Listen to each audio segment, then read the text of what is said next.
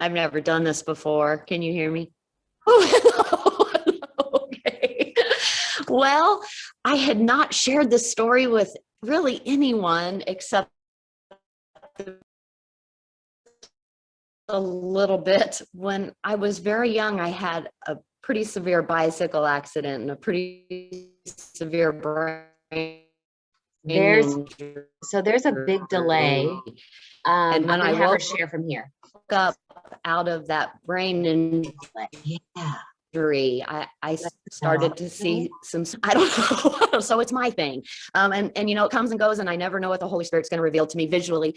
So I have a very close girlfriend whose son. Oh, okay. Okay, so now I'm over here because of that incredible delay. Is it okay?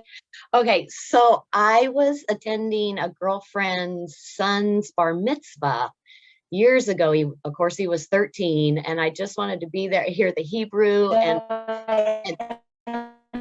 okay, we're gonna get this sound right because it's a pretty quick story. So I was at the bar mitzvah.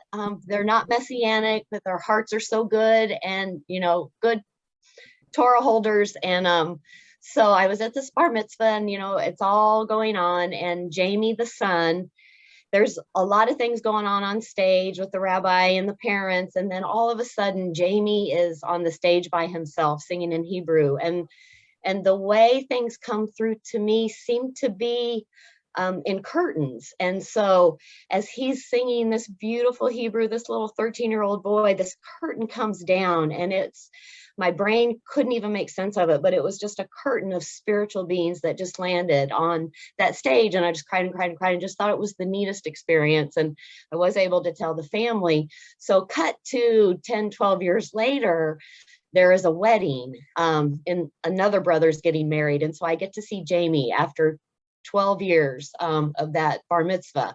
And so we're at the rehearsal dinner, 200 people around, and I just can't wait to see this kid. So he walks up to me, I'm like, Jamie, it's Gena. And he goes, oh my gosh, of course, I know. And he gave me a big hug, and he starts to tell me about his life and his job in Chicago. And all of a sudden, this is why I had to tell this to Marcel, didn't make sense to me. But I have seen angels before, and to me, I can't say they're really, I see wings, but there's such a huge energy in the heart that comes out, the huge energy, that there's this huge energy around them. And I don't know what that is, but that's how they usually appear to me. And so when Jamie starts talking to me, I look behind him, and it looks like there are 3 Secret Service men, big muscles, and they're standing behind him like this. It was like 3 Secret Service angels, and I'm like, what is this? What is this? And I'm trying to talk to him. I'm trying to be cool, and my tears are just pouring. You just couldn't stop it. Just no emotion, no, just pouring tears, and I'm trying to be cool. As the Secret Service is just standing behind him. So there was such a connection with this kid. I don't know why the Holy Spirit reveals things to me visually when he's around, but I didn't really tell anybody because I'm like, angels aren't Secret Service. That must have just been a message I didn't get quite clear. So I just wanted to share with you when Marcel said, you know, in this Dead Sea Scroll passage in military style, and oh my goodness. So I saw it. And it was pretty amazing. So I just wanted to share that with you guys because I didn't understand it, and I didn't feel confident to share it until I heard that passage. And you're one of those that have had these kinds of visions of seeing into the spiritual all your life. I have, and it's so neat, and it doesn't happen often.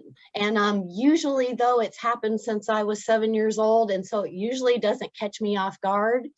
And and that one got me. It was so magical. It was so powerful to see. And I'm guessing they were angels. I mean, I you know, they don't say, hey, I'm angels, but in Secret Service military style is how they showed up, and it just blew my mind. Do you attribute that to falling? Was it on a bicycle? Oh, yes, yes. And I, I was very young and I don't know if I quite have the story straight, but I was knocked unconscious for quite a while. I lost language for a while and kind of made up my own language. And mom said I was a pretty different kid after that. It did really change me. But when I woke up out of however long I was unconscious, there was an angel sitting on the foot of the bed. There was a guardian at the door. There was a guardian at the window. And I literally got to see the battle of dark and light before my eyes since I was 7. It's pretty interesting. So I almost feel like I cheated. It isn't by faith. I get to see it. You've been asked here by a couple of people if you would come on with us and tell us more on a Tuesday night or a Thursday night. I don't know if you're that far into now telling your stories, but yes, would that would be be a possibility? amazing. Okay. It would. And I have 3 horses, and the very excellent news is I have a horse helper on Tuesday and Thursday nights. So I could be free. Thank you, Jackson. I love you. So good to see you. And you too. About Okay. time. I'm going to run back to my spot. Okay.